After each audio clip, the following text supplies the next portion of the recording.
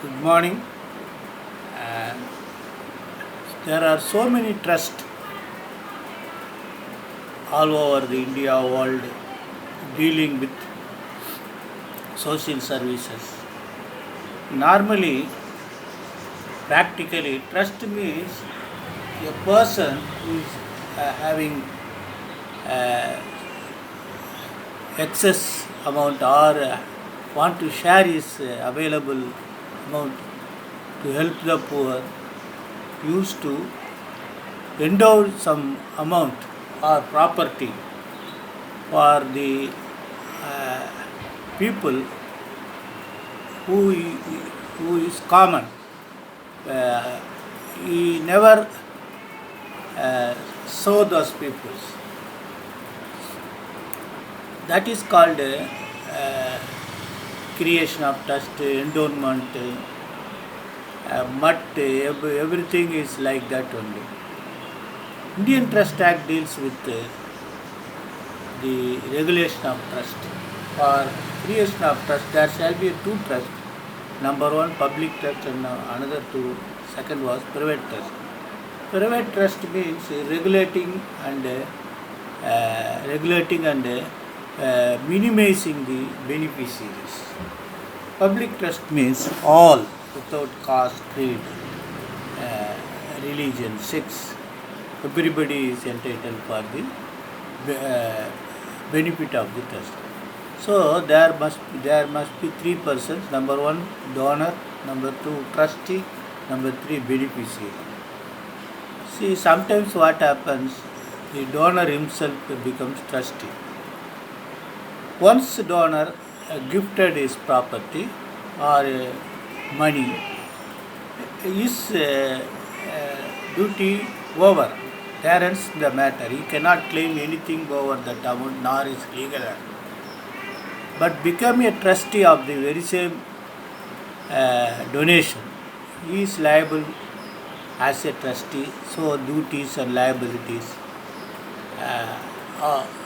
which was statutorily regulated under the Indian Trust Act, is binding on him. So beneficiaries is a third parties who can get some benefit from that. The private trustees are concerned.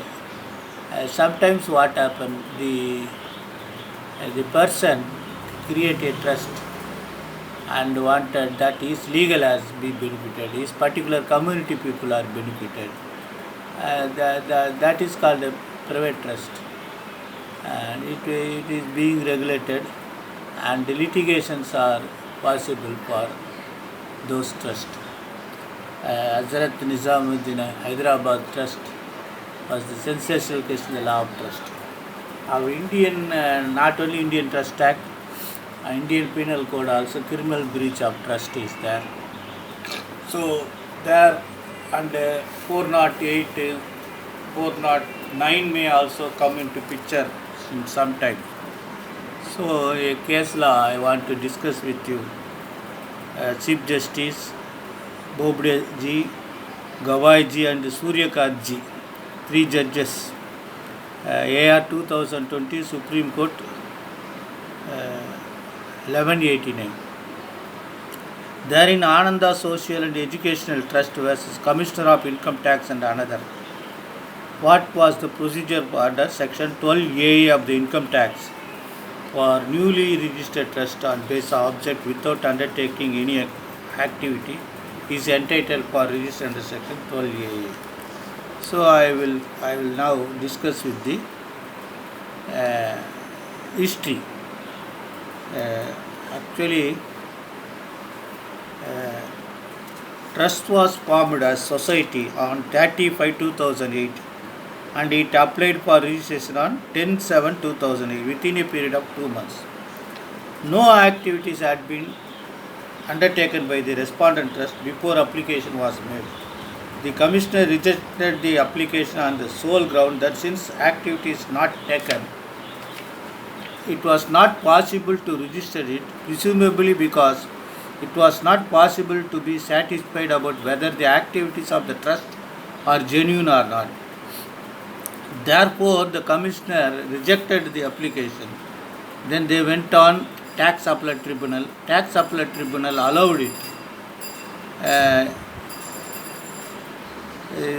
the tribunal observation was that though there was no activities, it was possible to consider whether the trust can be registered under section 12A of the Act. Then that became before the Supreme Court. The Supreme Court has upheld the appellate tribunal and dismissed the appeal. The discussion was they have discussed about 12AA. They say the principal commissioner or commissioner on receipt of an application for registration of trust or institution made under class A, class AA or class AB of subsection 1 of the section 12A shall call for such documents or information from the trust. Then satisfies about genuineness of the activities of the trust or institution and may also make such enquiries deemed necessary. Then there are some principle of natural justice. He has to refuse by a passing order and by giving an opportunity. All these things are there. So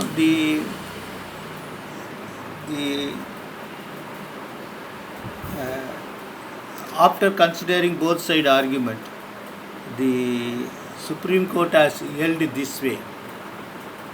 Since section 12A pertains to registration of trust and not to assess what the trust actually done, we are of the view that the term activities in the provision includes proposed activities.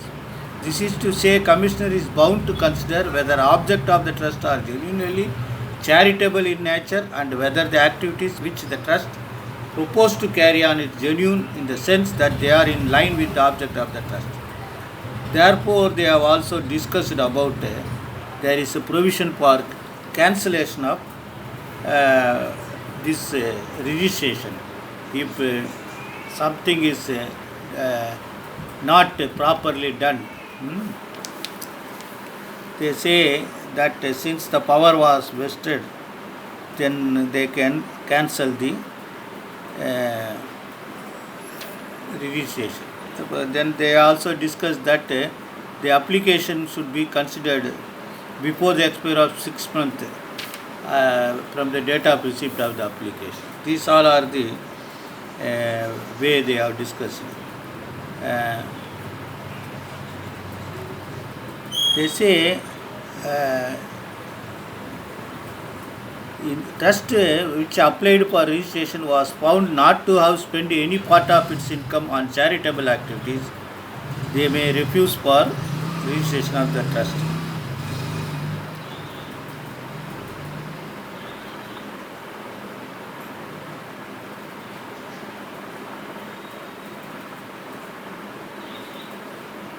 They have specifically said that if they are not carrying out the charitable purpose, then therefore they said they remanded back to consider afresh about the satisfaction whether the trust is indulging in proposed activities by spending the money of the trust. Therefore, they have also discussed about Kerala High Court, self-employees of service society was Commissioner of Income Tax. Therein 2001 ITR 18 volume 247 was discussed. So there was no other cases referred in this case.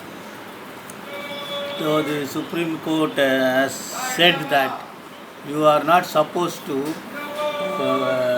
the commissioner, special commissioner is not supposed to consider the earlier activities, but they have to consider the object and the indulgence and the possibility of object being carried on to know the genuineness of the trust. That is most important. So kindly go through this judgment, keep it. The judgment procedures have been contemplated properly under section 12A, application section 12A and it has to be considered under section 12A. Therefore, do that carefully. Best wishes.